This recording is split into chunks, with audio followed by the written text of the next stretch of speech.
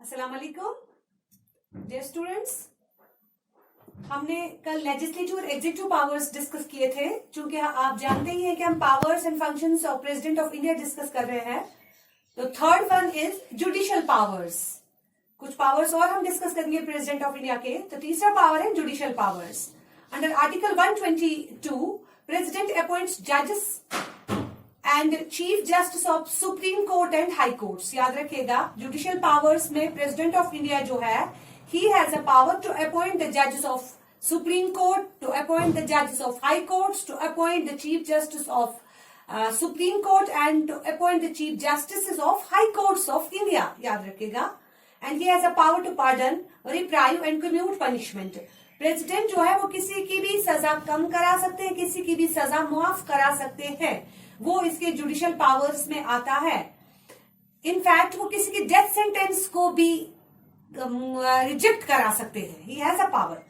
Then there is the president can not be sued in any court of India. याद रखिएगा, president इतना highest portfolio है कि he can not be sued in any court of India. इसको कभी भी किसी भी कोर्ट में कोई भी लीगल प्रोसीडिंग होती नहीं है। हम इसके खिलाफ कोई लीगल प्रोसीडिंग कर नहीं सकते हैं। हाँ, मैंने आपको पहले ही बताया है अबाउट रिमूवल कि we can remove president of India through impeachment process by parliament. But ऐसा है कि वो भी कि when he violates the Constitution of India, otherwise the president cannot be sued in any court of law. He can seek the advice of the Supreme Court over any legal matter or bill of public importance. He can seek the advice of Supreme Court. मैंने आपसे ordinance का बताया था legislative power में कि किस तरह से ऑर्डिनेंस में ऑर्डिनरी लॉ वो बना सकता है when parliament is not in session. हालात को टैकल करने के लिए, सिचुएशन को हैंडल करने के लिए has a power of ordinance. तो इसमें यह है कि that time if he needs the advice of supreme court, if he needs the advice of chief justice of supreme court, he can seek. या कभी कभार उसके अलावा भी कोई भी लीगल मामला जो भी होगा या कोई भी ऐसा मामला होगा, बिल ऑफ पब्लिक इंपॉर्टेंस, कोई भी बिल जाएगी पार्लियामेंट में और उस पर वो चाहेगा कि मैं यहाँ पे लीगल एक्सपर्ट्स की एडवाइस ले लूं, सुप्रीम कोर्ट के जस्टिस की या चीफ जस्टिस की, तो he can seek the advice. तो उनसे वो एडवाइस हासिल कर सकता है। याद रखिएगा। तो ये है judicial powers of president of India कि ही अपॉइंट्स द जजेस of high court, supreme court and chief justice of these respective courts, and he has a power to pardon, reprieve and commute punishment. Even he can reprieve the death sentence of a person as well. President cannot be sued in any court of India, and he can seek the advice of the Supreme Court over any legal matter or bill of public importance. Then there is another one that is financial power. अब देखेंगे finance के मामले में president of India के क्या powers है, वो क्या क्या फंक्शंस अंजाम दे देता है। सबसे पहले हमारे यहाँ पे फाइनेंस कमीशन होता है और उसके जो officials, top level officials, commissioners होते हैं, they are appointed by president of India. क्योंकि जब हम पढ़ रहे थे एग्जीक्यूटिव पावर्स, उसमें मैंने आपसे कहा था अपॉइंटमेंट्स का कि all the appointments, top level officials appointments are done by president of India. So in case of the commissioner of finance commission, they are also, or he is also appointed by the president of India.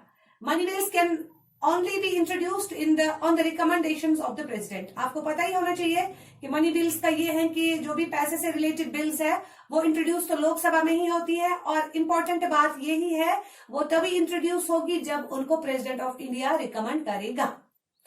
He distributes the share of income tax among states. और एक important बात, हमारे यहाँ distribution of power है हिंदुस्तान में. Powers are divided into 3 lists.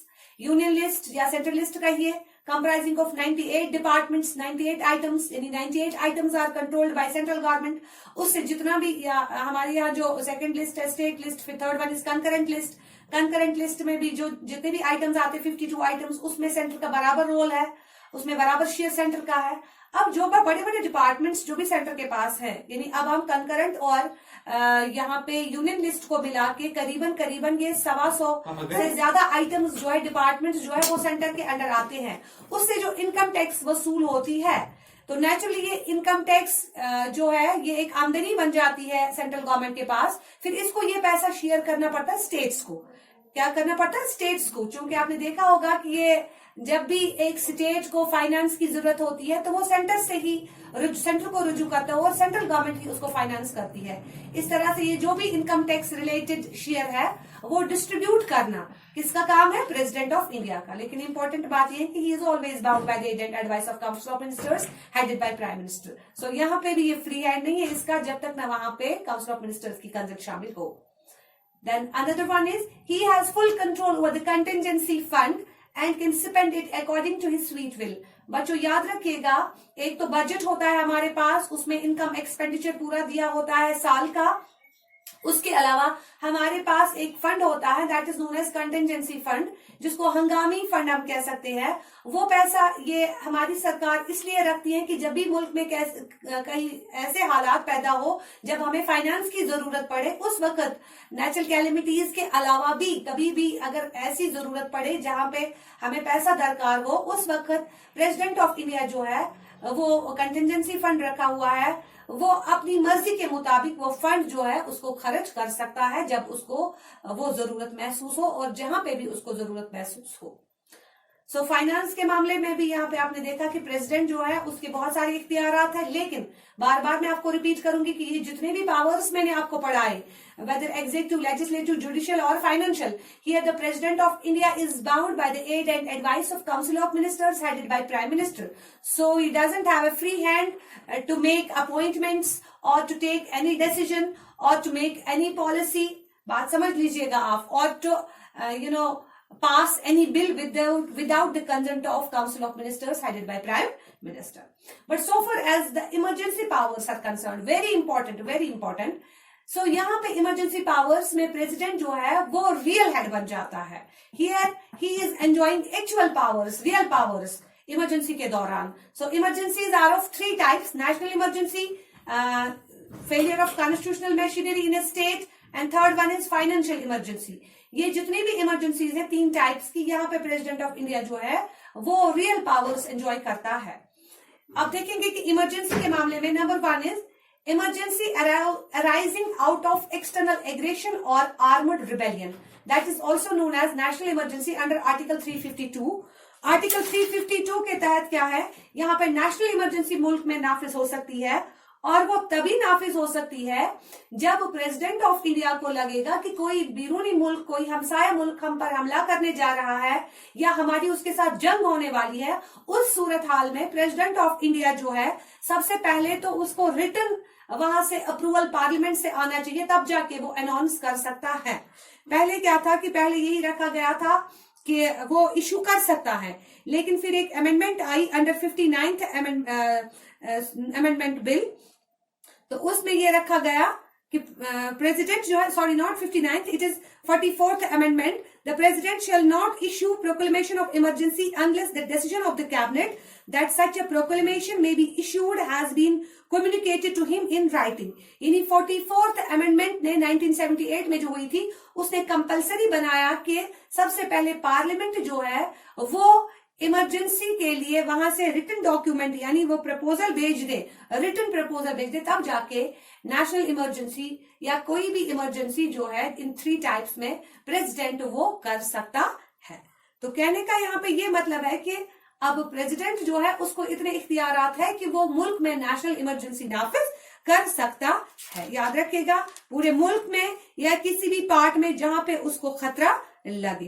किस article के तहत? आर्टिकल 352 के तहत। Then there is another one, emergency arising out of the failure of constitutional machinery in a state under article 356। Under article 356 क्या रखा गया है यहाँ पे? According to the Constitution, if the President either on the receipt of a report from the governor of a state or otherwise is satisfied that a situation has arisen in which the government of the state cannot be carried on in accordance with the provisions of the Constitution, the President may by proclamation assume to himself all or any of the functions of the government of the state. याद रखिएगा यहाँ पे बात बच्चों कि अगर अब president को लगेगा कि किसी भी स्टेट में जो है फेल हो रहा है, वहां पे सरकार फेल हो रही है और वो अकॉर्डिंग टू कॉन्स्टिट्यूशन नहीं चल रहे हैं, कॉन्स्टिट्यूशन को वायलेट किया जा रहा है, उस वक्त भी वहां पे प्रेसिडेंट ऑफ इंडिया जो है उस स्टेट में गवर्नर्स रूल, जैसे कि पिछली बार हमने देखा था जम्मू एंड कश्मीर में बहुत बार ऐसा हुआ भी है, फेलियर ऑफ कॉन्स्टिट्यूशनल मशीनरी। इनको लग रहा है कि हिंदुस्तान का आईन जो है यहाँ सही नहीं चल रहा है, कॉन्स्टिट्यूशन के खिलाफ जा रहे हैं, तो उस वक्त किसी भी स्टेट में प्रेसिडेंट ऑफ इंडिया यहाँ पे इमरजेंसी नाफिज कर सकता है, जिसको हम स्टेट इमरजेंसी भी कह सकते हैं। आर्टिकल 356 के तहत वहां पे वो जो होती है स्टेट लेजिस्लेचर वो डिसॉल्व की जाती है और वहां पे सारे लॉज जो है वो खुद ही पार्लियामेंट बनाती है और उस पर फुल कंट्रोल प्रेसिडेंट का रहता है। अब ये तभी नाफिज होती है उस स्टेट में, या तो वहां का गवर्नर जो होता है, क्योंकि जनरली हर स्टेट में गवर्नर होता है, and you all are aware about this thing that governor is the agent of central government because he is appointed by the president of India with the consent of council of ministers headed by prime minister.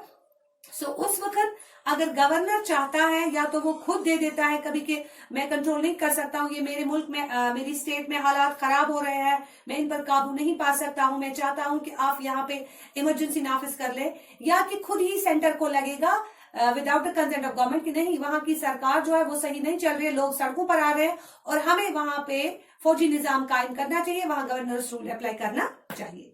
Then there is another one that is known as financial emergency under article 360। याद रखिएगा बच्चों, ये emergency जो होती है financial emergency, ये आज तक नाफिज नहीं हुई है हिंदुस्तान में, क्योंकि ये तब नाफिज हो सकती है if the president is satisfied that a situation has arisen whereby the financial stability or credit of India or any part of it is threatened। यानी यहाँ पे फाइनेंशियल क्रंच जिसको हम कहेंगे, मुल्क में खसारा होगा, मुल्क में माली हालात जो है बहुत ही ज्यादा खराब हो जाएंगे, उस वक्त उस सूरत में मुल्क में फाइनेंशियल इमरजेंसी नाफिज की जा सकती है, लेकिन आज तक ये इमरजेंसी नाफिज नहीं हुई। हाँ, पिछले एक साल से हम देख रहे हैं कि कोविड की वजह से बहुत ज्यादा हमारी माली हालत खराब हो गई है, लॉकडाउन की वजह से, लेकिन अभी ये नौबत नहीं आई है कि हम यहाँ पे फाइनेंशियल इमरजेंसी नाफिज करें, because at the moment financial emergency will be implemented. उस वक्त क्या होगा, उस वक्त सबसे पहला स्टेप होगा कि तमाम जितनी भी मनी बिल्स है उनको रोक लिया जाएगा और उसके अलावा जो भी एम्प्लॉयज है उनकी सैलरी डिक्रीज की जाएगी, इवन द जजेस of high court and supreme court salary as well, उनकी तनख्वाह भी कम कर दी जाएगी। और एक इंपॉर्टेंट पॉइंट जो मैं यहाँ भूल गई बच्चों बताना चाहूंगी, नेशनल इमरजेंसी जो है, नेशनल इमरजेंसी चूंकि मैंने अभी आपसे कहा है कि 44th अमेंडमेंट के तहत कंपलसरी रखा गया कि वो रिटन डॉक्यूमेंट पार्लियामेंट की तरफ से आए, तब जाके प्रेसिडेंट जो है वो इमरजेंसी नाफिज कर सकता है। तो इमरजेंसी यहाँ पे 6 महीने के लिए ज्यादा से ज्यादा नाफिज कर सकते हैं। उसके बाद भी अगर लगेगा कि सिचुएशन ग्रेव है, कंट्रोल नहीं हो रही है, तब जाके फिर उसको और 6 मंथ्स के लिए एक्सटेंड किया जा सकता है। हमारे यहाँ जब नेशनल इमरजेंसी नाफिज हुई थी तो 75 में भी due to internal disturbances during the reign और during the period of Indira Gandhi उस वक्त नाफिज हुई थी। During the war of 1965 between Indo Pak war उस वक्त नाफिज हुई थी। 1962 में जब चाइना के साथ वॉर सिचुएशन हमारी हुई थी उस वक्त नाफिज हुई थी। जब हम यहाँ पे स्टेट इमरजेंसी की बात करेंगे तो बहुत बार स्टेट इमरजेंसी नाफिज हुई। इनफैक्ट जम्मू एंड कश्मीर में बहुत बार, या पंजाब में भी बहुत बार यहाँ पे हमने देखा है कि वहां पे इमरजेंसी नाफिज कर दी गई। और पंजाब ही ऐसी स्टेट है जहां पे करीबन 5 साल तक इमरजेंसी इनको प्रोलॉन्ग करनी पड़ी और तब जाके वहां पे वो सिचुएशन जो थी वो तब जाके कंट्रोल हो गई। सो यहाँ पे जो जितने भी पावर्स मैंने आपको पढ़ाए उनमें सबसे इंपॉर्टेंट जो था और जहां पे रियल हेड बन जाता है president, that is emergency powers. So ये था हमारा powers and functions of the president of India. कल हम नेक्स्ट टॉपिक चूज करेंगे, तब तक के लिए अल्लाह हाफिज।